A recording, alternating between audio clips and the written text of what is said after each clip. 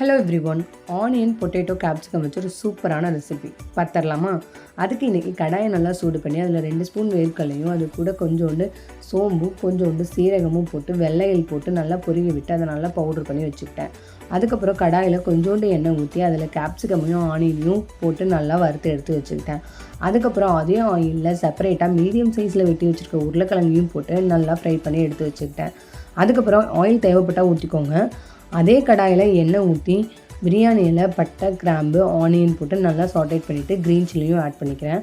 அதுக்கப்புறம் தேவையான அளவு இஞ்சி பூண்டு பேஸ்ட் ஆட் பண்ணி நல்லா வதக்கிக்கிறேன். இந்த டைமில் தக்காளி ஒரு பழத்தையும் ஆல்ரெடி 10 நிமிஷம் முன்னாடியே ஊற வச்சுருந்த கசகசாவையும் சேர்த்து அரைச்சி அந்த பேஸ்ட்டையும் ஆட் பண்ணிக்கிறேன்.